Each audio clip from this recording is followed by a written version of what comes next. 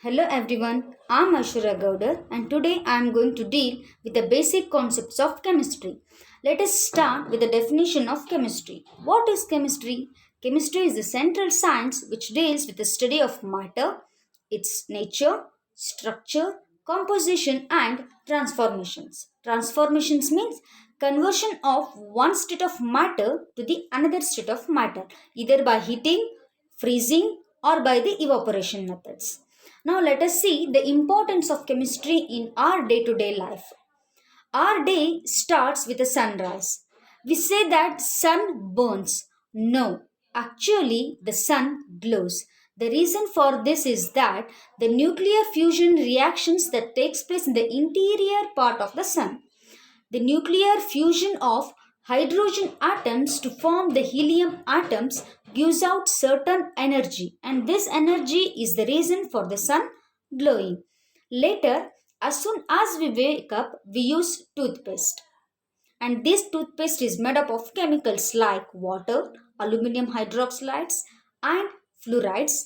Fluorides mainly in the form of sodium fluorides, which avoids the cavities and makes the teeth stronger and also makes the teeth more resistant to decay causing from the bacteria. Later, coming to the kitchen, we use baking soda or eating soda. The chemical formula of this is sodium bicarbonate or sodium hydrogen carbonate. We use refrigerators too, which releases CFCs. CFCs, chlorofluorocarbons, which are harmful for the ozone layer, which is surrounded to our Earth's surface. In order to overcome this, we are now using HCFCs, that is hydrogen chlorofluorocarbons. Then nature contains the greenhouse gases at present era, which is causing the global warming.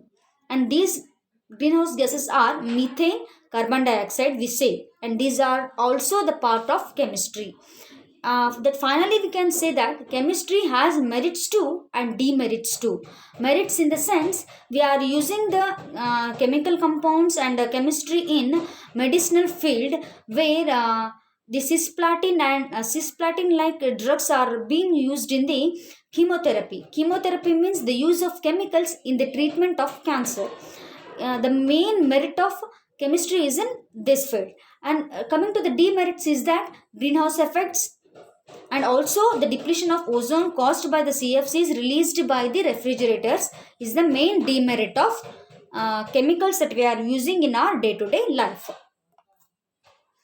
Now, as I said, this chemistry is the study of matter. Now let us see what is matter. Anything around us which has a certain mass and occupies a space is termed as matter. Means anything which has certain mass, that is it should have some weight or a mass and it should occupy certain mass is called as matter.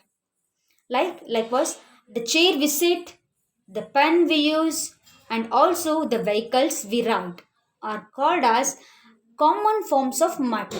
Now let us see the chemically what are the matters. Matter. The matter is mainly divided into four types: solid, liquid, gas and plasma. Solid, liquid, gas, let us see it further. Now let me more concentrate towards plasma because most of we are not familiar with the plasma. Then what is this plasma? Plasma is a cloud of protons, neutrons and electrons. That is, we can also say that electrically conducting medium is known as plasma. We mainly find this plasma in sun more, especially in the interior part, and also in Earth's ionosphere we can say the plasma state is present. Uh, the recognition of plasma state is that in a rainy day we find the lightning, and this lightning is due to the plasma state. Now let us see the transformations of states of matter. Solid, liquid, gases. Further detailed study we will see in the next section. When the solid is converted to liquid by melting, when we give certain amount of heat to a solid, it gets melted and converts to the liquid. And further when liquid and further heating of liquid gives gas. it is converted into gas, that is known as evaporation. And further back freezing the liquid we get solid state, and condensation of gaseous state gives the liquid. Direct heating of at some time when a solid is heated overly, or overheating of solid gives us the gaseous state, and that is known as sublimation. And deformation is the conversion of gaseous state back to the solid state, is known as deformation. These are the common processes that we involve in the conversion of one state of matter into the another state of matter. Now, solids, liquids, and gases are all made of atoms, molecules, or ions, but the behavior of these particles differ in three phases. Means, all the solids, liquids, and gases have the atoms, molecules, and ions, but on the basis of their bonding capacity, their attracting capacity, we have differentiated them into three types: solids, liquids, and gases. Now let us see them by differentiating. Basically, solids have a definite shape. Yes, the chair we are sitting and the table we use are called as solids because they have certain shape, either round, rectangle, or some other shapes.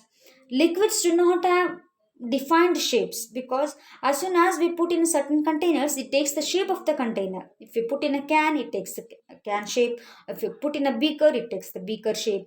And gases do not have the shape of itself, means we are invisible of it. Can anyone see the gases? No, we can just feel them. There is strong attraction in solids, means the atoms of the molecules are strongly bound in solids, but in liquids they are moderately bound. In gases they are freely, means there is not so much of bonding in gases. Solids keeps its shape when moved to another container. Okay, let us take an example of a sphere. They are kept in a can first and we are transferring it to a beaker. When we are transferring it to a beaker, does the shape of the spheres change? No, because it is a solid and it has a definite shape too, and the atoms are strongly bound. There is no change in the shape when when it is transferred from one container to the another container. But likewise with liquids, takes the shape of the container as well. If we initially if the liquid is put in a can, when we transfer it to a beaker, the shape of the can is converted to the shape of the beaker, we say. Means the liquid in the can takes the shape of it and the liquid in the beaker takes the shape of beaker. But gases spreads out to fill its container. We know that gases are freely bound, means they are freely moving all around. So when we put or in a beaker, they spreads out all through the beaker to take its shape, and it doesn't take any shape, spreads out in a container. These are able to cut, means the solids are able to cut, and liquids are able to pour, gases are able to compress. Okay, let us take an example of a rubber is a solid, we can cut it. Okay, let us take an example of milk is a liquid, we can pour it. For gases, we can, let us take an example of methane is also a gas, nitrogen is also a gas, and we are compressing these gases. Nowadays we are finding compressed natural gases, CNG. That is the best example of compression of gases. Solids have defined volume, liquids have defined volume, and gases do not have defined volume. We can measure the solids, we can measure the liquids, but we can never measure the gases, because in how much amount kgs, this much kg of gas is present, this much liters of gas is present is not possible. But a kgs of solid is possible, liters of liquid is possible. Solids are not easily compressible because they are strongly bound and there is no spacing between the one atom and another atom. But likewise in liquids, they are easily compressible because there is a little gap between the one atom and another atom. So they are compressible. And gases are highly compressible because there is large amount of energy between one atom and another atom. In the below examples, we can see that the solid, liquid and gases. There is gap also in more gases, and there is less gap in liquids, and there is no gap or a negligible amount of gap in solids. Now let us classify the matter